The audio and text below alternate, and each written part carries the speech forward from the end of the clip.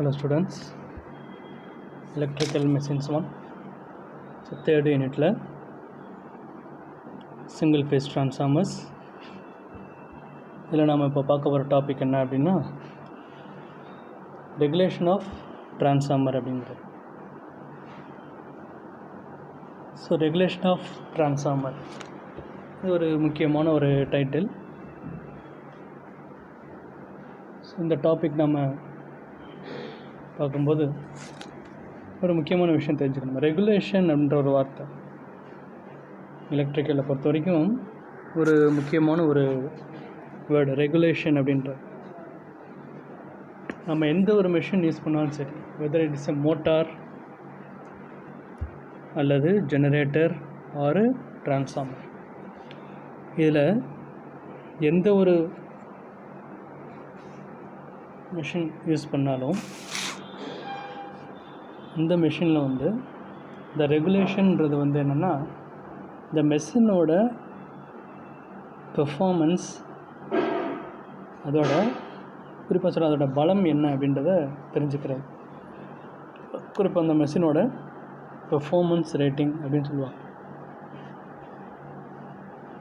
உதாரணமாக எந்த ஒரு எலக்ட்ரிக்கல் மெஷினாக இருந்தாலும் சரி, அது மோட்டாராக இருந்தாலும் சரி, இல்லை ஜெனரேட்டராக இருந்தாலும் சரி, இல்லை டிரான்ஸ்ஃபார்மராக இருந்தாலும் சரி, இந்த ரெகுலேஷன் அப்படின்றது மேக்ஸிமம் 100% இருக்கணும்.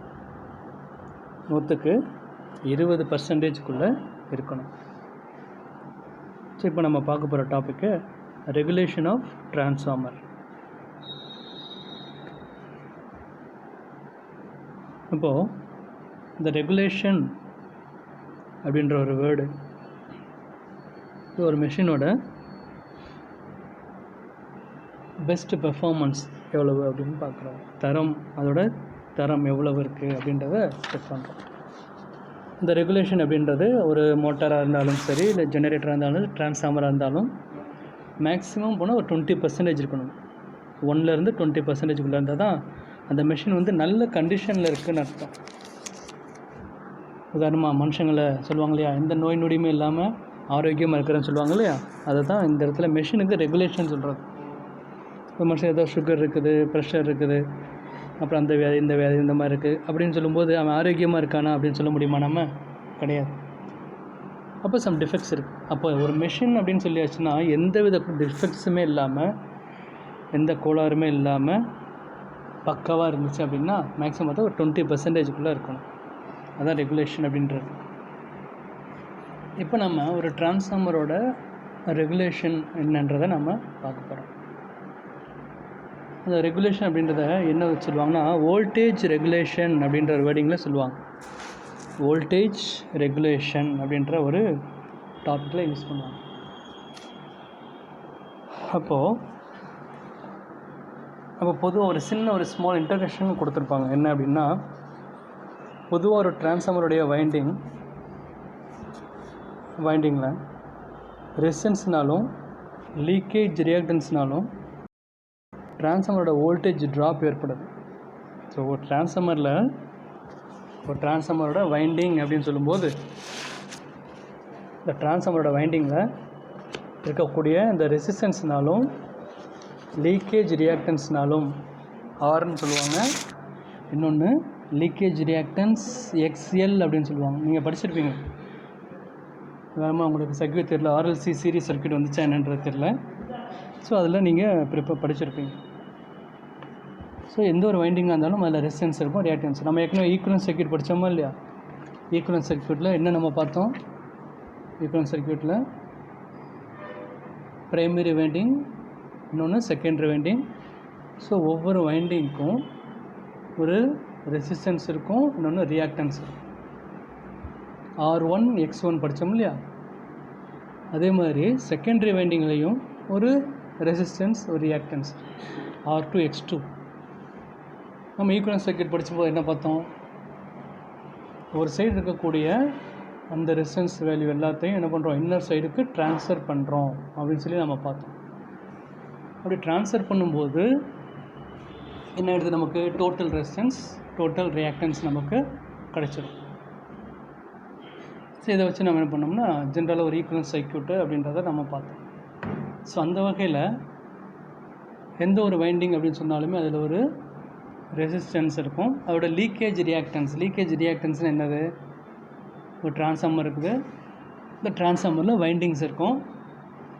இந்த வைண்டிங் எதில் இருக்கும்? கோரில் சுற்றி இருப்பாங்க. அப்போ ப்ரைமரி வைண்டிங்கை சப்ளை கொடுக்குறோம்.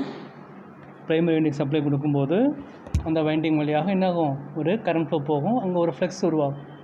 அந்த ஃப்ளக்ஸ் ஃபுல்லாக அந்த கோர் வழியாகத்தான் போகுமா அப்படின்றத நம்ம சொல்ல முடியாது. அந்த கோரில் அந்த போகக்கூடிய ஃப்ளக்ஸ் என்னாகும்? அப்படியே ஃபுல்லாக டிஸ்பிட் ஆகும். டிரான்ஸ்ஃபார்மரில் ஃபுல்லாக அந்த கோருக்குள்ளே மட்டும் சுற்றி வராது. அந்த கோர் என்னாகும்? ஃபுல்லாக டிஸ்பிட் ஆகும். அப்படி டிஸ்பிட் ஆகும்போது என்ன ஆகுது? நமக்கு உதாரணமாக செகண்டில் 230 வோல்ட் நம்ம கிடைக்கணும், இல்லை 110 வோல்ட் கிடைக்கணும் அப்படின்னா அந்த ஃப்ளக்ஸ் ஃபுல்லாக டிஸ்டர்பன்ஸ் என்ன ஆகுதுனால நமக்கு ஒரு 118 வோல்ட்டு, ஒரு 117 வோல்ட் இந்த மாதிரி தான் நமக்கு வோல்டேஜஸ் நமக்கு கிடைக்கும். அப்போ 2 வோல்ட் என்ன ட்ராப் ஆகிடுது? ஏன்னா ஃப்ளக்ஸோட அளவு வந்து என்ன ஆகுது? நமக்கு வேரி ஆகும், மாறுது. அப்போது இதுதான் லீக்கேஜ் ரியாக்டன்ஸ் சொல்லக்கூடியது. இந்த லீக்கேஜ் ரியாக்டன்ஸ் XL அப்படின்னு சொல்லுவோம். இந்த ரெசிஸ்டன்ஸ்னாலும் இந்த லீக்கேஜ் ரியாக்டன்ஸ்னாலும் இந்த டிரான்ஸ்ஃபார்மரோட இருக்கக்கூடிய அந்த வோல்டேஜ் ட்ராப் வந்து ஏற்படும். இதனால் என்ன ஆகும்னா, நோ லோடில் உள்ள செகண்டரி வோல்டேஜுக்கும் லோடு டைமில் இருக்கக்கூடிய செகண்டரி வோல்டேஜுக்கும் உள்ள வித்தியாசம் தான் இந்த ரெகுலேஷன் சொல்லுவாங்க. வோல்டேஜ் ரெகுலேஷன் அப்படின்னு ஜென்ரலாக வார்த்தை சொல்லுவாங்க. இந்த வோல்டேஜ் ரெகுலேஷன்றது ரொம்ப ஒரு முக்கியமான ஒரு டாபிக். அது மோட்டாராக இருந்தாலும் சரி, ஜென்ரேட்டராக இருந்தாலும் சரி, டிரான்ஸ்ஃபார்மராக இருந்தாலும் சரி, இந்த வோல்டேஜ் ரெகுலேஷன் வந்து ரொம்ப ரொம்ப ஒரு முக்கியமான ஒரு பாயிண்ட்டு. இதை வந்து நீங்கள் நோட் பண்ணிக்கணும். போர்டு எக்ஸாமில் கண்டிப்பாக இந்த கொஷின் கேட்பாங்க. 3 மார்க் கொஷினில் define voltage regulation of a transformer அப்படின்னு கேட்பாங்க. ஸோ அப்படி பார்க்கும்போது இந்த போல்டு லெட்டராக கொடுத்துருக்காங்க இல்லையா, உங்கள் புக்கில் நீங்கள் பார்த்தீங்கன்னா டார்க் பிளாக் கலரில் கொடுத்துருக்காங்க இல்லையா, அதுதான் வோல்டேஜ் ரெகுலேஷன். அதை நீங்கள் எழுதணும். அது எழுதினாலும் சரி தான். அது கீழே ஃபார்முலா கொடுத்துருப்பாங்க. 2 மார்க் கொஸ்டின் கேட்டாங்கன்னா நீங்கள் ஜஸ்ட்டு அந்த போல்டாக இருக்கக்கூடிய அந்த வேர்டிங்ஸை மட்டும் எழுதினா போதும். இதே 3 மார்க் கொஸ்டின் கேட்டாங்கன்னா அந்த ஆன்சரை எழுதிட்டு கூடவே என்ன பண்ணுறீங்க, அந்த ஃபார்முலா கொடுத்துருக்காங்க கீழே, அந்த ஃபார்முலாவும் சேர்த்து எழுதிங்க, உங்களுக்கு 3 மார்க் கொடுத்துருவாங்க. ஸோ அப்போ வோல்டேஜ் ரெகுலேஷன் அப்படின்னா என்ன அப்படின்னா, நோ லோடில் இருக்கும்போது, அதாவது டிரான்ஸ்ஃபார்மரு லோடே இல்லாமல் இருக்கும்போது உள்ள செகண்டரி டெர்மினல் வோல்டேஜுக்கும் V20 அப்படின்னு சொல்லுவாங்க. லோடில் இருக்கும்போது செகண்டரி டெர்மினல் வோல்டேஜ் V2க்கும் உள்ள வித்தியாசம் தான் ரெகுலேஷன் அப்படின்னு சொல்லக்கூடியது. ஓகே, அதாவது ஒரு டிரான்ஸ்ஃபார்மரு நோ லோடில் இருக்கும்போது உள்ள செகண்டரி டெர்மினல் வோல்டேஜுக்கும், அந்த டிரான்ஸ்ஃபார்மர் லோடே பண்ணல சரியா, செகண்டரி அதாவது ப்ரைமரி சப்ளை கொடுத்தாச்சு, செகண்டரியில் 230 வோல்ட் இருக்குது சரியா, ஒரு 10 ஆம்பியர் இருக்குதுன்னு வச்சுக்கோங்க லோடு கரண்ட்டு. எந்த லோடுமே நான் கொடுக்கல, எல்லா லைட்டும் ஆஃப் பண்ணி வச்சிட்டோம். இப்போ டிரான்ஸ்ஃபார்மர் எனக்கு சும்மா இருக்குது. இதுதான் என்னது? நோ லோடுன்னு சொல்லக்கூடியது. இப்போ no load secondary terminal voltage, secondary side தான் என்ன பண்ணுறோம், நம்ம லோடை கனெக்ட் பண்ணுறதுனால செகண்டரி வோல்டேஜ்னு சொல்கிறோம். அப்போ லோடில் இருக்கும்போது உள்ள செகண்டரி டெர்மினல் வோல்டேஜ் V2. இப்போ என்ன பண்ணியாச்சு, எல்லா லைட்டும் ஆஃப் பண்ணிட்டோம். அப்போ செகண்டரி கரண்ட்டு, செகண்ட் வேண்டிய வேலை என்னது, கரண்ட் ஃப்ளோ போகுது. அப்போது என்ன ஆகுது, அப்போது லோடெல்லாம் ஆன் பண்ணும்போது இது ஒரு ஏசி சப்ளை தானே, அப்போ ஏசி சப்ளைங்கும் போது ஆட்டோமேட்டிக் என்ன ஆகும், வோல்டேஜ் கொஞ்சம் குறையும். டியூ டு RLC ப்ராப்ளம்னால வோல்டேஜ் குறையும், அதான் சொல்ல வர்றாங்க. அப்போ செகண்டரி டெர்மினல் வோல்டேஜ் V2க்கும் உள்ள வித்தியாசம் ரெகுலேஷன் எனப்படும். இப்போது டிஃபைன் வோல்டேஜ் ரெகுலேஷன் அப்படின்னா, நோ லோடில் இருக்கும்போது உள்ள செகண்டரி டெர்மினல் வோல்டேஜ் V2க்கும் லோடில் இருக்கும்போது உள்ள செகண்டரி டெர்மினல் வோல்டேஜ் V2க்கும் உள்ள வித்தியாசம் ரெகுலேஷன் எனப்படும். இதை பெர்சன்டேஜை குறிப்பிடுவது வழக்கம் அப்படின்னு சொல்லுவோம். இப்போ இதே ஒரு ஃபார்முலாவாக சொன்னாங்கன்னா எப்படி எழுதுறது ஃபார்முலா அப்படின்னா, அப்போ percentage regulation equal to no load voltage minus load voltage divided by load voltage into 100. சரியா, இப்போ பெர்சன்டேஜ் ரெகுலேஷனை ஒரு ஃபார்முலாவில் நம்ம எழுதணும் அப்படின்னா எப்படி எழுதலாம், percentage regulation equal to no load voltage minus load voltage divided by load voltage into 100. இதை வேர்டிங்கில் எழுதுனா எப்படி எழுதலாம்னா, V20 minus V2 by V2 into 100. So இது வரைக்கும் எழுதிங்கன்னா உங்களுக்கு 3 மார்க் சரியா. Oh define voltage regulation of a transformer அப்படின்னு கேட்டாங்கன்னா இதை நீங்கள் எழுத வேண்டியது. அந்த ஃபஸ்ட்டு அந்த பேராகிராஃப் இருக்கா இல்லையா, அப்படியே போல்டாக டார்க்காக பிளாக் கலரில் கொடுத்துருக்காங்களே, அந்த பேராகிராஃப் மட்டும் எழுதுனா 2 மார்க் கொடுப்பாங்க. ப்ளஸ் கூட அந்த ஃபார்முலாவும் சேர்த்து எழுதிட்டிங்கன்னா 1 மார்க், 3 மார்க் கொடுத்துருவாங்க. ஓகே. இந்த வோல்டேஜ் ரெகுலேஷன் அப்படின்றது எதை பொறுத்து அப்படின்னா, இந்த பவர் ஃபேக்டர்னு சொல்லுவாங்க இல்லையா, நம்ம ஏற்கனவே பவர் ஃபேக்டர் பார்த்தோம். Phasor diagram of transformer on load அப்படின்னு ஒரு டாபிக் பார்த்தோமா இல்லையா. Phasor diagram of transformer on லோடுன்னு ஒரு டாபிக் பார்த்தோம் இல்லையா. For lagging, leading and unity power ஃபேக்டர்னு சொல்லி ஒரு 3 வேவ் ஃபார்ம் நம்ம போட்டோமா இல்லையா. 5M ஃப்ளக்ஸ் வேல்யூவை கான்ஸ்டண்ட்டாக வச்சுக்கிட்டு ப்ரைமரியில் இருக்கக்கூடிய விஷயங்களையும் செகண்டரியில் இருக்கக்கூடிய விஷயங்களையும் ஒரு கிராஃபாக வரைஞ்சோம் இல்லையா, ஃபேஸர் டயக்ராம்னு சொல்லி. ஸோ இங்கே ரெகுலேஷன் அப்படின்னு சொல்லும்போது இங்கே என்ன பண்ணோம்னா, லோடுக்கு தகுந்தாப்பில் என்ன ஆகும், ரெகுலேஷன் மாறுபடும். நம்ம யூஸ் பண்ணக்கூடிய load 3 type of load use பண்ணுறோம். Resistive load, inductive load, capacitive load, 3 load use பண்ணுறோமா இல்லையா. அப்போது இந்த 3 லோடுக்கு தகுந்தாப்பில் என்ன ஆகும், ரெகுலேஷனில் ஒரு சின்ன சின்ன சேஞ்சஸ் வரும். ஸோ அந்த வகையில் நம்ம பார்க்கும்போது, ஸோ ஃபஸ்ட்டு என்ன லோடு யூஸ் பண்ணுறோம் அப்படின்னு பார்த்தோம்னா, என்ன பண்ணுறோம், நார்மலாக யூனிட்டி பவர் ஃபேக்டர் லோடு அப்படின்னு என்ன பண்ணுறோம், ரெசிஸ்டிவ் லோடு யூஸ் பண்ணுறோம். பியூர் ரெசிஸ்டிவ் லோடு தான் யூனிட்டி பவர் ஃபேக்டர் லோடு. இதே லேகிங் பவர் ஃபேக்டர் லோடுக்கு என்ன யூஸ் பண்ணுறோம், எங்கெல்லாம் வைண்டிங்ஸ் யூஸ் பண்ணுறோமோ, உதாரணமாக மோட்டார்ஸ், அதாவது வைண்டிங் காயில் சுற்றுறோமா இல்லையா, இண்டக்டன்ஸ் காயில். ஸோ அந்த காயில் யூஸ் பண்ணுற இடத்துல ஃபுல்லாக என்ன பண்ணுறோம், ஃபுல்லாக அதெல்லாம் இண்டக்டிவ் லோடுன்றது. இன்னொரு டைப் ஆஃப் லோடு கெப்பாசிட்டிவ் லோடுன்றது. கெப்பாசிட்டிவ் லோடுன்றது என்னது, கெப்பாசிட்டர்ஸ், KVAR அப்படி சொல்ல, ரியாக்டிவ் லோடுன்னு சொல்கிறோமா இல்லையா, அதான் KVARன்னு சொல்கிறோம். நம்ம படிச்சிருப்போம் KW, KVA, KVR சொல்கிறோமா இல்லையா, இந்த சேம் ப்ராசஸ் தான். ஸோ கெப்பாசிட்டிவ் லோடுன்னு சொல்லக்கூடியது இங்கே யூஸ் பண்ணுறோம். அப்போ இந்த 3 வகையான லோடு நம்ம பயன்படுத்தும் பொழுது அங்கே நமக்கு என்ன ஆகுது, ரெகுலேஷனில் ஒரு சேஞ்சஸ் ஏற்படும். இதை வந்து என்ன சொல்லுவோம்னா பெர்சன்டேஜ் ரெகுலேஷன் அப்படின்னு சொல்லுவோம். பெர்சன்டேஜ் ரெகுலேஷன் எதெல்லாம் பொறுத்து இருக்கும் அப்படின்னு பார்த்தோம்னா, இந்த பெர்சன்டேஜ் ரெகுலேஷன் ஆனது பொதுவாக இதோட லோடு கரண்ட்டு, இன்னொன்று என்னது பவர் ஃபேக்டர் அப்படின்னு சொல்லுவாங்க. லோடு கரண்ட்டுன்றது என்னது, செகண்டரியில் நம்ம லோட் பண்ணுறோமோ இல்லையா, ஃபுல்லாக செகண்டரியில் என்னென்ன லோடு யூஸ் பண்ணுறோம், லைட்டிங் லோடு யூஸ் பண்ணுறோம், பவர் லோடு யூஸ் பண்ணுறோம், இதை தான் லோடுன்னு சொல்லக்கூடியது. இந்த லோடு கரண்ட்டு, இன்னொன்று பவர் ஃபேக்டர்னு சொல்லக்கூடியது, unity power factor, lagging, leading சொல்லக்கூடிய 3 வகையான பவர் ஃபேக்டர்ஸ். இதை பொறுத்து தான் அந்த ரெகுலேஷன்றது அமையும். அப்போது இங்கே ஒரு 3 வெக்டர் டயக்ராம் இருக்கு இல்லையா. இந்த 3 வெக்டர் டயக்ராம் பார்த்தீங்கன்னா, இதில் ஃபஸ்ட்டு டாப்பில் இருக்கக்கூடிய பாருங்கள் லேகிங் பவர் ஃபேக்டர், அதுக்குரிய வெக்டர் டயக்ராம் ஃபிகர் 3.14Aயில் இருக்கிறது. அந்த ஃபிகர் 3.14Bயில் இருக்கிறது லீடிங் பவர் ஃபேக்டர், அண்ட் 3.14Cயில் இருக்கிறது என்னது, யூனிட்டி பவர் ஃபேக்டர்ன்றது. இப்போ வெவ்வேறு வகையான பவர் ஃபேக்டரில் நம்ம ரெகுலேஷனை கால்குலேட் செய்கிறதுக்கு ஒரு அப்ராக்சிமேட் ஈக்குவலன்ட் சர்க்யூட்டை என்ன பண்ணலாம், நம்ம செகண்டரிக்கு ஈக்குவலாக நம்ம ரெஃபரன்ஸாக எடுத்துக்கலாம். ஓ, வெவ்வேறு வகையான பவர் ஃபேக்டரில் நம்ம ரெகுலேஷனை கால்குலேட் பண்ணணும் அப்படின்னா ஒரு அப்ராக்சிமேட் ஈக்குவலன்ட் சர்க்யூட்டை நம்ம ரெஃபர் பண்ணும்போது என்ன பண்ணலாம், ஒரு செகண்டரி வைண்டிங்கை ரெஃபரன்ஸை நம்ம இங்கே எடுத்துக்கலாம். எடுத்துட்டோம்னா நமக்கு ஈஸியாக என்ன பண்ணிடலாம், நம்ம கால்குலேட் பண்ணிடலாம். இப்போ இந்த படத்தில் பார்த்தோம்னா அந்த செகண்டரி ஒரு டயக்ராம் கொடுத்துருக்கு. 3.14Dயில் டயக்ராம் கொடுத்துருக்கு. டாப்பில் ஒரு செகண்டரின்னு சொல்லும்போது என்னது, R02, X02, Z02. அதே மாதிரி டெர்மினல் வோல்டேஜ் V2, அதுக்கடுத்து வந்து லோடு அப்படின்னு சொல்லி கொண்டு வந்துடுது. ஓகே. இப்போ ஃபஸ்ட் நம்ம ரெகுலேஷன் கண்டுபிடிக்கும் போது என்ன பண்ணுறோம் அப்படின்னா, ஃபார் லேகிங் பவர் ஃபேக்டர் அப்படின்னு சொல்கிறோம். அதுக்கடுத்து for leading power factor and for unity power factor, 3 power ஃபேக்டருக்கு ரெகுலேஷன் கண்டுபிடிக்கிறோம். சரியா? அந்த ரெகுலேஷன் கண்டுபிடிக்கிறதுக்கு ஒரு ஃபார்முலா நமக்கு கிடைக்கும். ஸோ அந்த ரெகுலேஷன் எப்படி நம்ம பார்க்கலாம்ன்றதை பார்ப்போம். இந்த ரெகுலேஷன் கண்டுபிடிக்கும் போது நமக்கு இந்த ஒரு டயக்ராம் யூஸ் பண்ணோம். இப்போ ஃபஸ்ட் வந்து லேகிங் பவர் ஃபேக்டர் லோடு பயன்படுத்துகிறோம். அப்படி பயன்படுத்தும் போது இப்போ பாருங்கள், ஃப்ரம் தி வெக்டர் டயக்ராம்லேருந்து நமக்கு என்ன கிடைக்குதுன்னா, OBன்னு இருக்கு இல்லையா, ஒரு value OB equal to √OA² plus AB ஸ்கொயர்னு ஒரு வேல்யூ கிடைக்கும். அப்போ இதை ரெண்டை நம்ம பிரித்தோம்னா என்ன ஆகும்னா, √OD plus DA² plus AF plus FB whole square. இங்கே OB அப்படின்றது என்னென்னா V2 நாட், அதே மாதிரி OD அப்படின்றது V2 காஸ் ஃபை நாட்ன்றது காஸ் தீட்டா கிடைக்கும். இது என்ன சார் காஸ் தீட்டா வருது சைன் தீட்டா வருது அப்படின்னா என்ன அப்படின்னு பார்த்தோம்னா, நம்ம ஏற்கனவே ஸ்கூலில் நம்ம படிக்கும்போது ஒரு ட்ரையாங்கிள் நம்ம பார்த்துருப்போம். சரியா, ட்ரையாங்கிள் அப்படின்னு சொல்லுவாங்க.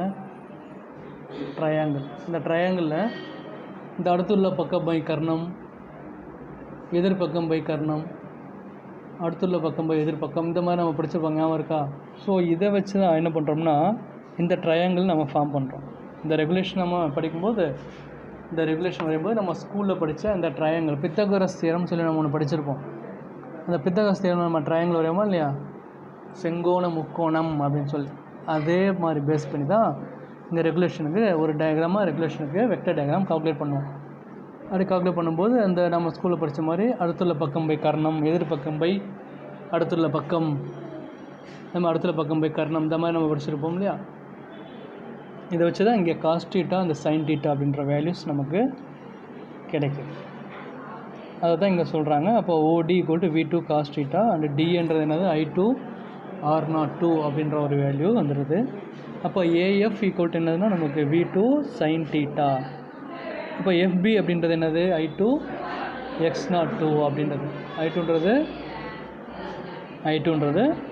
FBன்றது I2 X02 அப்படின்ற ஒரு வேல்யூ நமக்கு கிடைக்குது. அப்போ இதுலேருந்து பார்க்கும்போது நமக்கு ஒரு கிராஃப் நமக்கு ஒரு வேல்யூ கிடைக்குது. அந்த வேல்யூ என்னென்னா V2 not equal to root of V2 cos theta plus I2 R02 whole square plus V2 sin theta plus I2 X02 whole ஸ்கொயர்னு ஒரு ஃபார்முலா கிடைக்கும். இந்த ஃபார்முலா மட்டும் கேட்பாங்க. Write the expression to find the regulation of single phase transformer for lagging power factor அப்படின்னு கேட்டாங்கன்னா இந்த ஒரு ஃபார்முலா மட்டும் எழுதினா போதும். இந்த ஃபார்முலா வச்சு நம்ம என்ன பண்ணலாம்னா ஒரு ட்ரான்ஸ்ஃபார்மரோட ரெகுலேஷன் கண்டுபிடிக்கலாம். அது ஃபார் லேகிங் பவர் ஃபேக்டருக்கு V2 நாட் ஈக்குவல் டு என்னது root of V2 cos theta plus I2 R02 whole square plus திருப்பி என்ன பண்ணுங்க அதே V2 sin theta plus I2 X02 whole square அப்படின்னு ஒரு ஃபார்முலா நமக்கு கிடைக்குது. அப்போது ஒரு டிரான்ஸ்ஃபார்மரோட ரெகுலேஷன் நம்ம கண்டுபிடிக்கணும் அப்படின்னா அந்த டிரான்ஸ்ஃபார்மரில் இருக்கக்கூடிய செகண்டரி வோல்டேஜ் நமக்கு தெரியணும். அப்போ அந்த டிரான்ஸ்ஃபார்மரில் போகக்கூடிய செகண்டரி கரண்ட் நமக்கு தெரியணும். அந்த டிரான்ஸ்ஃபார்மரோட ரெசிஸ்டன்ஸ், செகண்டரியோட ரெசிஸ்டன்ஸ் வேல்யூ, அதே மாதிரி செகண்டரி வெண்டிங்கோட ரியாக்டன்ஸ் வேல்யூ நமக்கு தெரியணும். ஸோ இது எல்லாமே நமக்கு தெரிஞ்சிச்சுன்னா இந்த டிரான்ஸ்ஃபார்மரோட ரெகுலேஷன் நாம் கண்டுபிடிச்சிடலாம். சரியா, இந்த டிரான்ஸ்ஃபார்மரோட ரெகுலேஷன் நம்ம கண்டுபிடிக்கலாம். ஓகே, அப்போது இந்த ஃபார்முலா வச்சு நம்ம என்ன பண்ணலாம், நம்ம ஒரு லேகிங் பவர் ஃபேக்டருக்கான பர்சன்டேஜ் ரெகுலேஷனை பின்வரக்கூடிய ஃபார்முலா பயன்படுத்தி நம்ம என்ன பண்ணலாம், கண்டுபிடிச்சிடலாம். இந்த ஃபார்முலா என்ன அப்படின்னு பார்க்கும்போது percentage regulation equal to V2 not minus V2 divided by V2 into 100 அப்படின்னு சொல்லி ஒரு ஃபார்முலா நமக்கு கிடைக்கும். அதாவது percentage regulation equal to V2 not minus V2 by V2 into 100 அப்படின்னு ஒரு ஃபார்முலா நமக்கு கிடைக்கும். அடுத்து பார்த்தோம்னா ஃபார் லீடிங் பவர் ஃபேக்டர் நம்ம பார்க்க போகிறோம். அப்போ லீடிங் பவர் ஃபேக்டர் எப்படி பார்க்குறது, லீடிங் பவர் ஃபேக்டர் பார்க்கும்போது அப்போ OG ஈக்குவல் டு நமக்கு என்ன வேல்யூ கிடைக்கும், root of OB square plus BG square அப்படின்னு ஒரு வேல்யூ நமக்கு கிடைக்கும். அப்போ OG equal to root of OA plus AB whole square plus BD minus GD whole square. இப்போ therefore where OG equal to V2 nought, அதே மாதிரி OA equal to V2 cos theta and AB equal to I2 R02 அப்படின்னு ஒரு value நமக்கு கிடைக்கும். இப்போ BD equal to V2 sin theta GD equal to I2 X02 அப்படின்னு ஒரு value நமக்கு கிடைக்கும். அப்போது ஃபார் லீடிங் பவர் ஃபேக்டருக்கும் திருப்பி என்ன வேணும் நமக்கு, secondary voltage, secondary current, and then அதில் போகக்கூடிய reactance, resistance value, and then அதோட ரியாக்டன்ஸ் வேல்யூ, இது எல்லாமே தெரிஞ்சுன்னா நம்ம என்ன பண்ணலாம், நம்ம செகண்டரியில் வரக்கூடிய அந்த லீடிங் பவர் ஃபேக்டர் வேல்யூ நம்ம என்ன பண்ணலாம், கால்குலேட் பண்ணலாம். அப்போ therefore for leading power factor V2 not equal to root of V2 cos theta plus I2 R02 whole square plus v2 sin theta minus I2 x02 whole square அப்படின்னு ஒரு value நமக்கு கிடைக்கும். So இதை வச்சு நம்ம என்ன பண்ணலாம், இந்த லீடிங் பவர் ஃபேக்டருக்கான ரெகுலேஷனை ஒரு ஃபார்முலா மூலமாக கண்டுபிடிச்சிக்கலாம். என்னென்னா percentage regulation equal to V2 not minus V2 by V2 into 100. இப்போ இங்கே V2 நாட் அப்படின்னு நம்ம சொல்கிறது no load terminal voltage. Okay, அப்போ V2ன்றது என்னது, வழக்கம் போல் load terminal voltage at load அப்படின்னு சொல்லக்கூடிய டெர்மினல் வோல்டேஜ் அட்டு லோடு அப்படின்னு சொல்லக்கூடிய. அப்போ therefore V2 not minus V2 by V2 into 100 அப்படின்னு ஒரு வேல்யூ நமக்கு கிடைச்சிருது. இது வந்து லீடிங் பவர் ஃபேக்டர் அப்படின்னு சொல்லக்கூடியது. ஸோ அடுத்து பார்த்தோம்னா ஃபார் யூனிட்டி பவர் ஃபேக்டர். அப்போ யூனிட்டி பவர் ஃபேக்டர் அப்படின்னா என்ன, பியூர் ரெசிஸ்டிவ் லோடு அப்படின்னு சொல்லக்கூடியது. அப்போ பியூர் ரெசிஸ்டிவ் லோடு நம்ம பார்க்க போகிறோம். அந்த பியூர் ரெசிஸ்டிவ் லோடுக்கு என்ன பண்ணுறோம், நம்ம ஒரு யூனிட்டி பவர் ஃபேக்டர் நம்ம கண்டுபிடிக்க போகிறோம். அப்போது யூனிட்டி பவர் ஃபேக்டருக்கு வந்து நம்ம வேல்யூ பார்க்கும்போது என்ன நம்ம கிடைக்கும், இதை வந்து என்ன பண்ணுறோம், இந்த வெக்டர் டயக்ராம் இருக்கா இல்லையா, அந்த வெக்டர் டயக்ராமில் இந்த யூனிட்டி பவர் ஃபேக்டர் அப்படின்னு போட்டு பார்த்தீங்களா, அந்த யூனிட்டி பவர் ஃபேக்டரில் ஃபிகர் நம்பர் 3.14 சியில் கொடுத்துருக்காங்க பாருங்கள். 3.14 சியில் என்ன இருக்குது, அப்போ அந்த 3.14 டயக்ராமில் இருந்து நம்ம யூனிட்டி பவர் ஃபேக்டர் கால்குலேட் பண்ணும்போது நமக்கு என்னது, ஓசி ஈக்குவல் என்ன வருது, நமக்கு ரூட் ஆஃப், நல்லா டயக்ராமில் பாருங்கள், OA plus AB square plus BC square அந்த வேல்யூ வந்துடுது. அப்போ இங்கே ஓஏ அப்படின்றது என்னது, V2. இப்போ ஏபின்றது I2 R02 அப்படின்னு சொல்லக்கூடியது. அண்ட் தென் பிசி ஈக்குவல் என்னது, I2 X02. பிசியோட வேல்யூ I2 X02 அண்ட் ஓசின்றது V2 நாட். அப்போ இதை வச்சு நம்ம என்ன பண்ணலாம், இப்போ யூனிட்டி பவர் ஃபேக்டர் அப்படின்னு சொல்லும்போது நம்ம பியூர் ரெசிஸ்டிவ் லோடு பயன்படுத்துகிறோம். பியூர் ரெசிஸ்டிவ் லோடு பயன்படுத்தும் போது அது ஒரு வெக்டர் டயக்ராம் நம்ம வரையும் போது நமக்கு, அப்போ அது அந்த ஒரு வெக்டர் டயக்ராமில் ஒரு பியூர் ரெசிஸ்டிவ் பயன்படுத்தும் போது அதில் போகக்கூடிய அந்த வோல்டேஜ் கரண்ட்டு ரெண்டோட அளவும் திசையும் ஒரே திசையில் இருக்கிறனால இங்கே காஸ் தீட்டாவோ சைன் தீட்டாவோ எதுவுமே கிடையாது. ஸோ பியூர் ரெசிஸ்டிவ் லோடு பயன்படுத்தும் பொழுது இந்த சர்க்யூட் வழியாக போகக்கூடிய வோல்டேஜ் மற்றும் கரண்ட் ரெண்டோட அளவும் திசையும் ஒரே மாதிரி இருக்கிறனால நாம் அங்கே வந்து என்ன பண்ணுறோம், யூனிட்டி பவர் ஃபேக்டர் லோடு தான் பயன்படுத்துகிறோம். சரியா, யூனிட்டி பவர் ஃபேக்டராக தான் இருக்கும்.